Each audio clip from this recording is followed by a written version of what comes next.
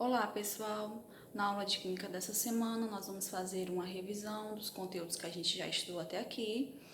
Eu priorizei aqueles conteúdos que envolvem cálculos, porque eu acredito que seja mais difícil para que vocês entendam fazendo somente a leitura do livro didático.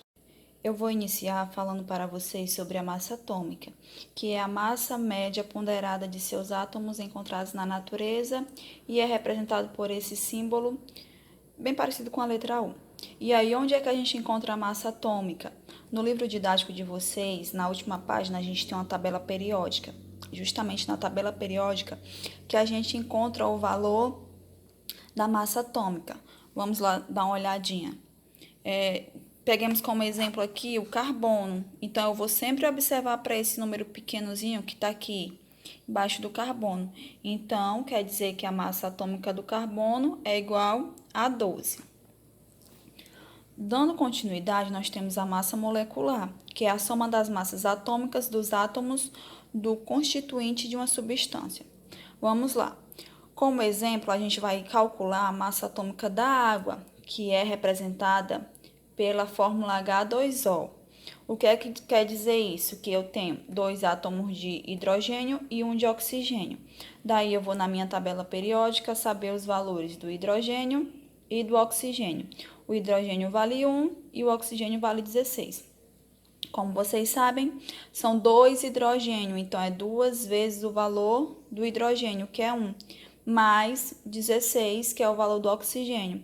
Eu somo os dois, que vai dar 18, daí eu tenho o valor da massa da água, ok? Dando continuidade, nós temos a notação científica. Mas o que é essa notação científica? A notação científica é a forma de escrever os números usando potência de 10. Ela é bastante utilizada para reduzir a escrita dos números que apresentam muitos algarismos. Vamos fazer um exemplo. Eu tenho um número que tem bastante zero, e aí eu quero escrever ele de uma forma mais rápida, mais fácil. Então, o que é que eu vou fazer? Eu vou contar a quantidade de casas decimais que a gente tem aqui, como eu fiz no exemplo. A minha vírgula vai ter que ficar entre o 6 e o 5. Então, eu vou contar a quantidade de casas decimais que tem depois do número 6 até chegar no último algarismo. Contando aqui, a gente tem 1, 2, 3, 4, 5, 6, 7, 8, 9. Então, eu tenho 9 algarismos. Então, o que é que eu faço? Coloco 6,54 vezes 10 elevado a 9, que foi a quantidade de casas decimais que eu andei. É importante vocês lembrarem que nos números inteiros, a vírgula sempre vai para a esquerda, certo? É como se ela voltasse lá do finalzinho para o início, ok? Isso nos números inteiros. Um exemplo agora com o número decimal, ou seja, um número que tem vírgula. Toda vez que vocês forem fazer notação científica de um número que tem uma vírgula, o expoentezinho, esse número que fica aqui em cima, ele tem que ser negativo. Daí, o que é que a gente vai fazer? A gente vai contar daqui até chegar entre 1 e o 6.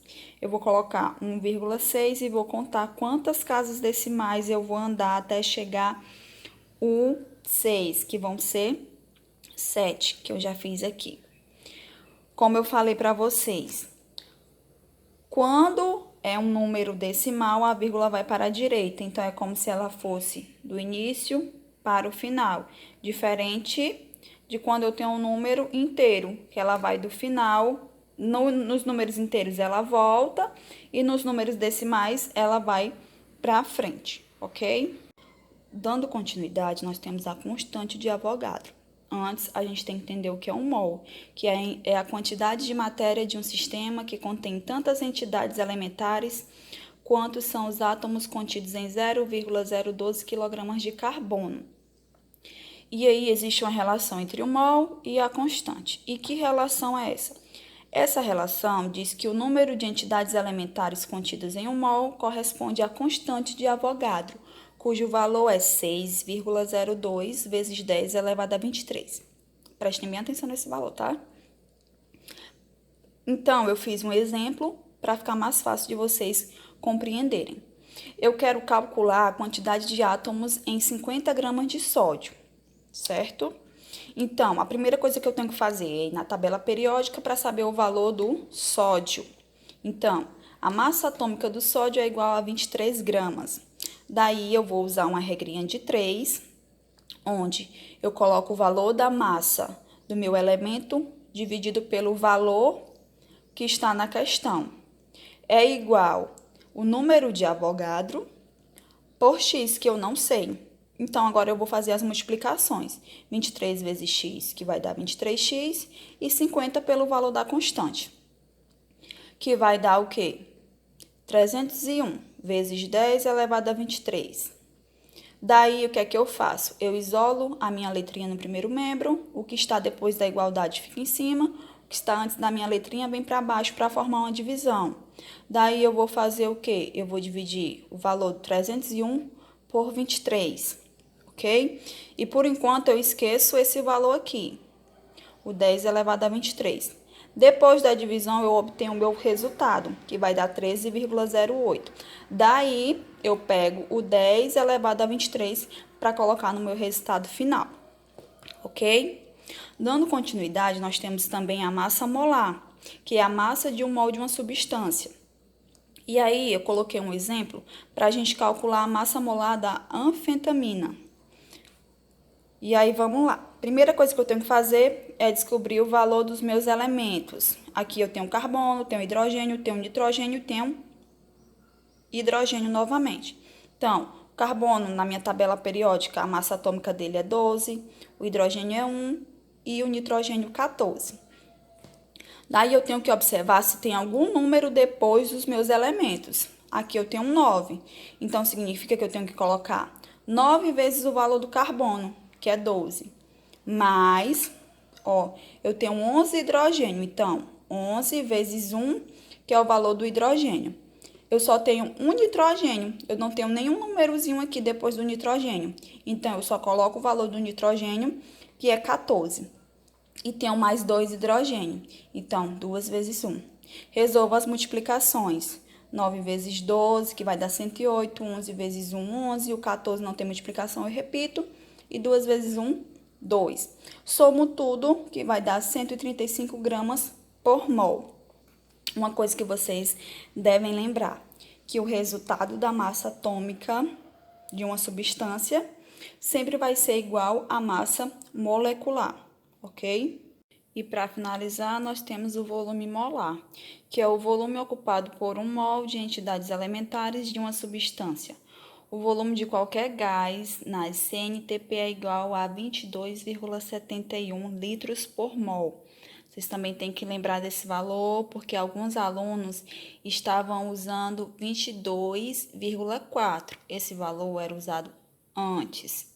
Hoje, o valor usado é 22,71. E aí, vamos fazer um exemplo. Qual o volume ocupado por 33 gramas de monóxido de carbono em condições normais em temperatura e pressão CNTP? Vamos lá. A primeira coisa que eu tenho que fazer é descobrir o valor do monóxido de carbono, que ele é constituído por carbono e oxigênio. O que é que eu vou fazer? Vou lá na minha tabela periódica para me saber o valor do carbono, que é 12, o valor do oxigênio, que é 16. Daí eu somo esses dois valores, que vai dar igual a 28. Assim como na constante de Avogadro, a gente usa a regrinha de 3. O que é que eu vou fazer? Vou colocar o valor da minha substância dividido pelo valor dado na questão, igual esse valor, 22,71 por x, que eu não sei, que é justamente o que eu tenho que descobrir. Daí eu faço as multiplicações, 28 vezes x, 28x, eu vou multiplicar 33 por 22,71. Daí, essa multiplicação dá um resultado de 749,1. O que é que eu faço?